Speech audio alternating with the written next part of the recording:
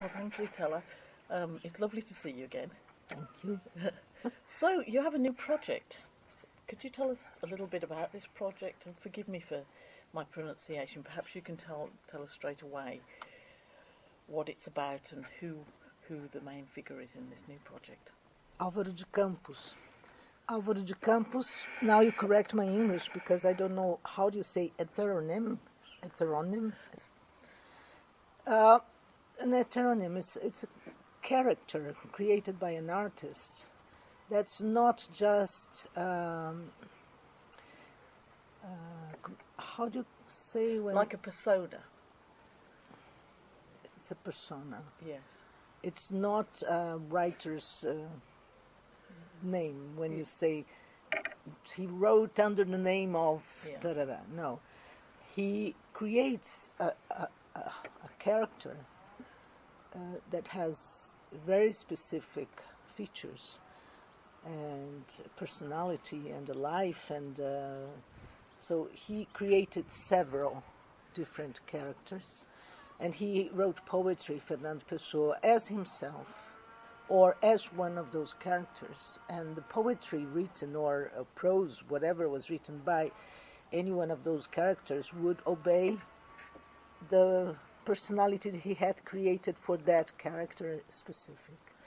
Fernando Pessoa, the poet, creates all those characters. He created Ricardo Reis, he created Alberto Caeiro, he created Álvaro de Campos. Those are just the three most well-known, but there are several others in his life.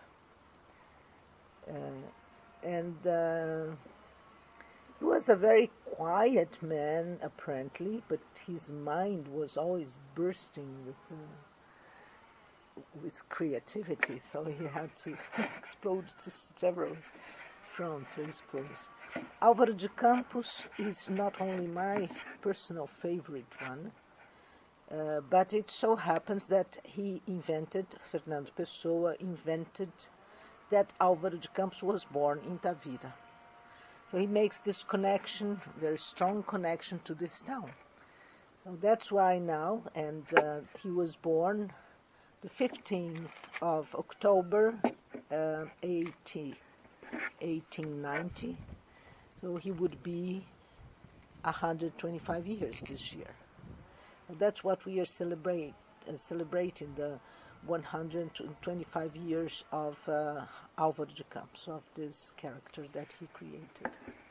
And he created with very specific features. He was raised here, but he went to study in that. Just tell us about what your plans are in terms of the project then, because it looks to me, as you said, this is 125 years of the life of this character. Yeah, and the program that you have set up starts on the 8th of October and runs through to the 18th of October, and it is all over Tavira, or Tavira related. So tell us what your thoughts were behind setting up that program and some of the events that will take place. It came up as a program from a coincidence. I wanted to celebrate this birthday. Last year, I already did something to celebrate Álvaro de Campos' anniversary. And last year, I brought a group of Brazilians here, and one of them was a composer, a group that made a project called There Is Music in Poetry. They were musicians and poets, and one of them composed a new song based on using one of the poems by Álvaro de Campos, and through a cultural program established by the Ministry of Culture in Brazil, they could get their travel expenses covered for, and they came here to offer to the city of Tavira this gift to the poet, which was this composition. So at the time we made this little show happen in everything that had any connection with the name Álvaro de Campos. The Academia de Música, that is on the street Álvaro de Campos. The Álvaro de Campos Library, the Álvaro de Campos Restaurant. So they and Casa Álvaro de Campos, which is an association that exists for circa 30 years and dedicates to study and promote the works of Fernando Pessoa and Álvaro de Campos. So will you be doing any of these events at the library that is named after this character? We this year what happened was that by coincidence I had my play called Los Negros, Luís Conceição and Álvaro de Campos, Amor e Medo, about love and fear, was bought by the Teatro das Figuras in Faro for the 8th of October. And Casa Álvaro de Campos had managed to have some support to make a program on the weekend of the 18th, including a very important, well-known maestro and pianist in Portugal who will be here for a concert. So, and they got some support for this. I got this invitation for that, and I all of a sudden looked at that and I said, well, last year we made a small party. Why don't let's try to make a big one?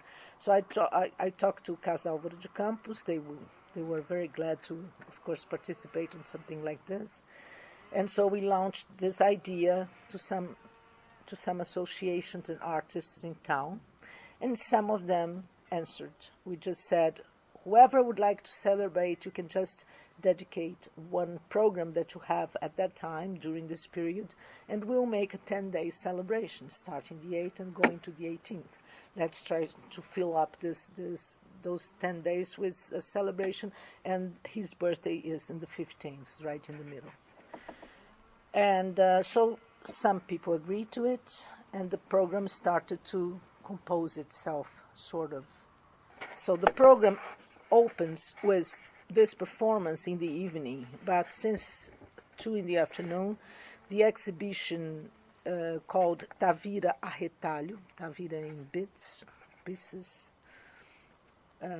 by the NAFA Associação dos Fotógrafos, will be public, open to visitation. It's already there. So there is no money under this program, so we cannot do things that are not happening. So this first invitation was, if you have something that you can dedicate to the program without creating extra expense, because nobody has how to get money. So this exhibition is already there, but now they're going to make a research on the poems, and they'll try to figure out in the poems of Álvaro de Campos the references to the city of Tavira, and they will have those little pieces of poem connect to the images of the pictures that are in the exhibition. And this opens to the program on the 8th of October, so that's the opening of the story. Then we have an exhibition of paintings, the book marketing, the Música nas Igrejas offered on the 10th, Saturday the 10th of October, the concert by the choir of São Brás and the choir Canticorum. So those two choirs with a program that's not extra, but they will do one extra song, which is a song that I sort of challenged them to try to rehearse, written by a Brazilian composer. It's a simple fado, very cute, simple fado, that they will do on this day as an extra. Where will they at do the it? beginning. That's going to be in Ermida de São Sebastião. Okay. Is So- that the one opposite the library? Yeah. Casa Álvaro de Campos, on the Sunday 11th, will do the recital. Just a second. Carry on. So following the program, the Casa Álvaro de Campos on the 11th of October, Sunday, presents a recital by a new young pianist called Marcelo Montes. He's a young pianist who lives here in Luz de Tavira and is starting a career. So Casa de Campos has already shown some recitals by the young man, and he has a lot of talent, so they are supporting his launching. So he'll be here in the program, and he also he chose 2 poems by Álvaro de Campos, and he's composing some themes inspired on the poems that he chose. So even though people are doing repertoires that they already have, they are trying to do an extra or dedicating something to the program. Then on the Monday and Tuesday, there will be some activity in the schools. Even though it's an internal activity, I still don't know if we're going to be able to open exhibitions, because it will pretty much depend on the response of the kids. So we are not compromising an open exhibition. They will always do an internal exhibition, and they will decide if they want to open it to public or not. In any case, it's announced here. They will promote some oficinas, some workshops, where they're launching the theme, My Álvaro de Campos, because since it's a character, there is a description made by the poet, but the image doesn't exist. He doesn't exist. So anybody can imagine a different one. Each person can draw a different Álvaro de Campos, even though the description is quite precise. It says he's tall, he says he looks a little bit like a Portuguese Jew. He is, his skin is morena, he's not very fair, so he's a little bit dark, like... Well, that's good for the children to sort of engage with their creativity and their imagination as to what this character would look like. And also to the possibility that an artist has to imagine, even though the description is the same. Of course, each head will create a different one. Yeah, that's good. So that's their exercise, more or less, their participation. And where will that be? In schools. Okay. I don't know exactly which ones will be involved. They are working this inside the schools, the secondary school where it is. So this block of different schools that are in the same place, more or less, near the station. So the word is going around there. There is another possibility, but this is not listed yet because actually nobody still developed it. But it's a little bit into the same, or not. I had launched this idea to the photographers, so I may launch this idea into another blog of photography that exists here in Tavira. You have this group, NAFA, but you also have Fotos do Conselho de Tavira as a group in the internet. So I may launch the idea for them, see if anybody wants to get it. And that idea would be Álvaro de Campos, tavirense. Álvaro de Campos, somebody born in Tavira, one tavirense. And the idea was that people would go around with the description made by Fernando Pessoa, trying to find people in town that they imagine could be of this family, of Álvaro de Campos' family, could be descendants of this poet, could have a similar description. And I think of one is a teacher in that area, and he's also one of the directors of Casa Álvaro de Campos, and for me, he's Álvaro de Campos, it's Pedro Jubiló. Okay, so I challenge you to read the description and to look up Pedro Jubiló in the internet and see if you agree with me, because for me it's like a direct descent, and it so happens that he's a poet himself and a teacher. So this is going to be happening in schools. If it comes to public or not, we still don't know, but they will let us know and we will let people know. Then the Associação Fado com História joined the program, and they decided to promote a gala. So on this day, besides the exhibitions that they do every day, by 7 p.m., they will go to Igreja da Misericórdia, which is bigger, and they will make a gala. Fado...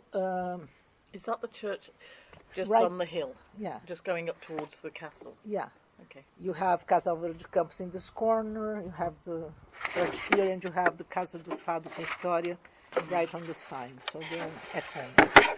And the tradition of the Fado singers promoting galas is also a very old tradition, as long as it exists, the Fado. Once in a while, to make some special, they promote a gala. In this gala, several Fado singers will be presenting things together. and the ladies will dress more, gala. It's nice. So they make this gala para o aniversário de poeta, gala for the birthday party of a poet. On the day itself of the anniversary, the 15th of October, on this day we have Vitor Correia from this Associação Armação do Artista. He will be doing 2 pieces in the morning, and then I invite everybody to go and check what he's going to do, and I'm not going to tell, but he will be in the Gilão River. And the hours, very strange hour, because it says at 10:18. 10:18 is the moment where the tide is the lowest. Okay. And the tide stay low for 15, 20 minutes, then it starts going up again. So it won't be long. He can only be in there for this small period, starting at 10:18, and he will be there in the river doing a performance. And on top of Ponte Romana, we'll have Fernando Pessoa's hat for people to put coins, because some of those groups, they will try to finance themselves by charging entrance fees, like the Fado, like the... So on the 15th in the morning he does that, in the evening at 7, using the Casa do Fado com História, which is in front of the Church Misericórdia, or on the side of Church Misericórdia, he will redo a performance that he launched for the first time in 2010, and where he makes this poem, A Tabacaria meaning the cigar shop, or cigarette shop, smoke shop. The tobacconist. Which is a longer poem. He does that with a musician, and it's a very interesting poem. Álvaro de Campos tells many stories. There are several of his works are stories told. Friday, in the library, Álvaro de Campos, there will be a piece made by a storyteller called Afonso Dias. He's a storyteller and musician, and he will be presenting his view of the 125th anniversary of the engineer Álvaro de Campos, because that's what is imagined as his profession. He's an engineer. This one is Nelson, that's his name. And that's the cat. It's a very beautiful Balinese cat. Yeah. He probably wants me to take him upstairs and give him tuna fish. That's his time for that. They have this way of insisting. Yeah. His one is very insistent too. So Friday, Afonso Dias in the library at 6 p.m. Saturday, the program is larger, and it starts at 3 p.m. with the presentations of books. One by Teresa Rita Lopes, which is considered at this time, she's a university professor, an academic, and considered one of the persons who know more about Fernando Pessoa and his work. She really goes in depth, and that's her expertise, and recognized all over the place, including out of Portugal. And she's very respected as a scholar about the subject. So she'll be presenting a book by her. And Manuel Moya is a Spanish translator who translates works of Fernando Pessoa into Spanish. So he will also be here presenting a recent translation that he made. Then by 6 p.m. in the Clube Recreativo, I don't know if you know her, Ana Borges, she has an artist name of Ana Neto, a contemporary dancer. She gives also dance classes all over the place, together with André Rocha, who plays the bass. Yes. Joe Divine, I don't know if you know him. He plays accordion. The accordion. Yeah. And Stelmo Barbosa will be playing flute. And they do this piece called Alive, which is a contemporary dance and music piece, where she also sings and uses her voice. And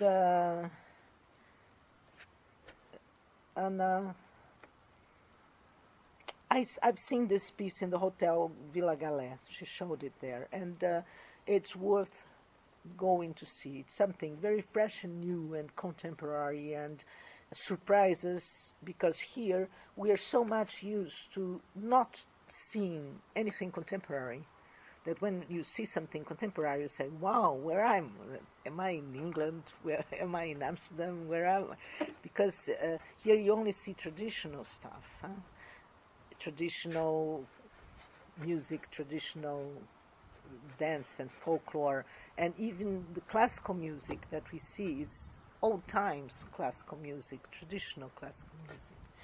That has a reason that is connected to this organization that charges for authors' rights.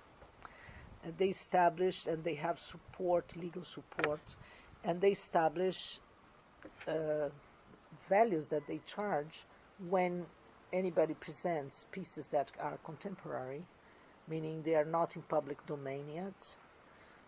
They have this chart of prices, this list of prices, that are really out of reality for a place like our size. They made this basic chart, so they charge a minimum. And I'll give you an example. If you're going to make a music show with contemporary music, there is a minimum of 112 euros that you have to pay this association of authors for them to produce the author's authorization that is asked by the inspection of arts to authorize you to make a show. And when you think, just make it very simple, Música nas Igrejas em Ermida de São Sebastião, they charge 5 euros per person, but they cannot seat more than 50 people in that space. It doesn't fit. That's the most people that you can fit there. So our publics in the small spaces where we work, and public that are willing to go out and pay for something to see, they're not much more than that. Even if the spaces were bigger, that's more or less the public that we have interested in stuff. If they go to Casa Álvaro de Campos, which is just a small bar, they can sit 20 people. That's all they can fit there. And the Ermida, 50. In the Academia, maybe 60. That's the size of the rooms that we have. So imagine, well, let's see, Casa Álvaro de Campos, 20 people. If those 20 people pay 5 euros, I'll make 100 euros. How can I pay 112? Because this SPA, they charge this 112 for any, as the minimum for rooms up to 150 people. So it's from 0 to 150 people. Nobody here can pay more than 5. People are not able to or willing, or maybe some foreigners could afford to pay, but the locals in general cannot afford to pay 10 euros, for example. So when you try to imagine what is left for the artist when SPA pressures people in this way, of course what happens is that instead of showing contemporary, you show something that's already in public domain, because then you don't have to pay. And then whatever money you make goes to the artist, the interpreter. So this keeps the small places like Tavira and all over the country into the past. People don't get acquainted with contemporary language, contemporary production, unless the artist is living there, which is the case of Anna. And she now can show something that may even seem strange to most people to say, oh, what is this? And then they're saying, this is not ballet as I know it. So it's a completely different approach. So when you see something contemporary, that, and her work is not even the most contemporary of all. She doesn't make the more edgy things or weird or strange or whatever, challenging. She still is in the... But it already... Oh, man, what is this, huh? So it's nice to go and see this alive here, I think. And I think she's also going to be working her... something coming from Álvaro de Campos. She'll get some inspiration there. Then, following this in the evening, a clear, clean recital of poetry by Álvaro de Campos, by an artist who does poetry mostly.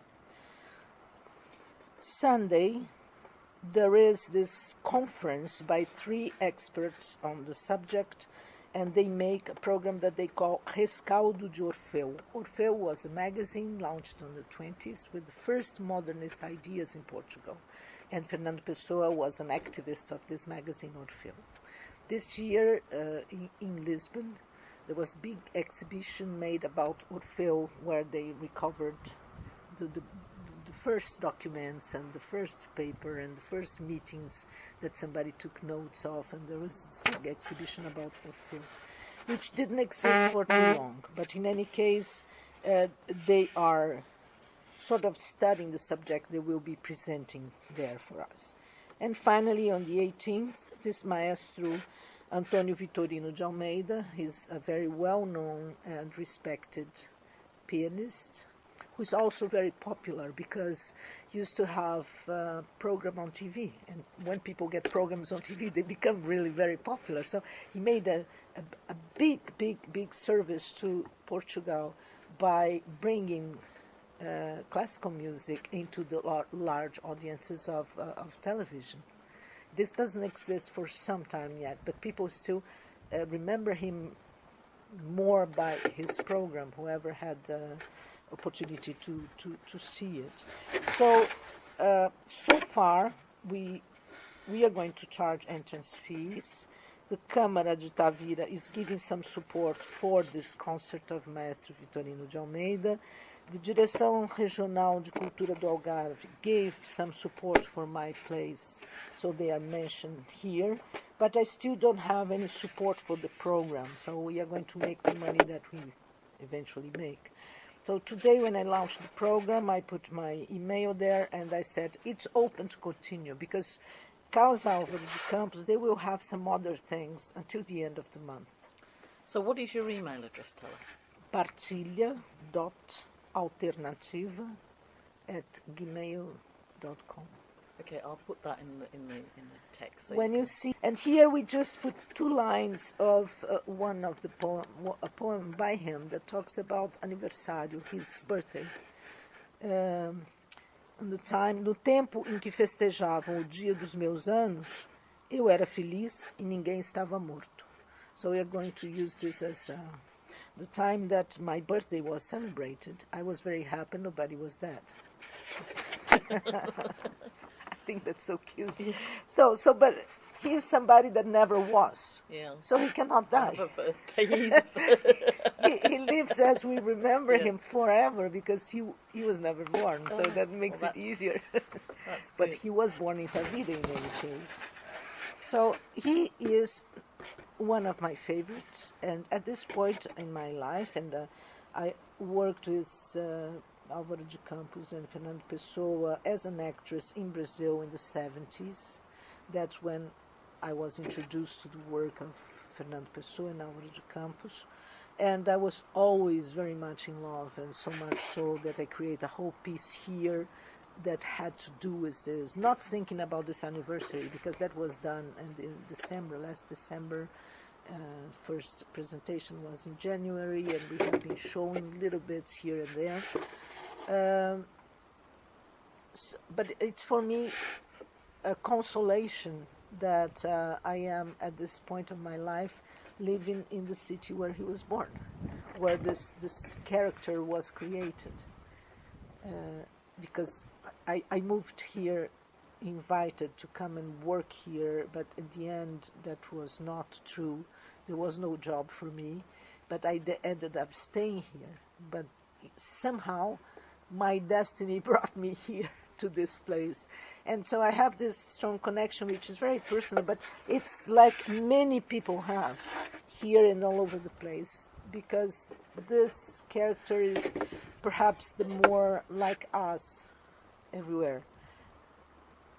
He has very strong feelings about several subjects like we have. He's passionate about something, or he is destructively sad about something. He could kill himself about something. If he was ever alive, he could kill himself. So he's very Latin in this way, I would say. Or not. Very human. He's very alive, Yeah, which is strange because he's not real. Yeah, yes, exactly. And so this I have already this translated in English. Okay. And but I still didn't have the time to format it and put it in the internet. But I Okay. will do this today with the help of John Costa.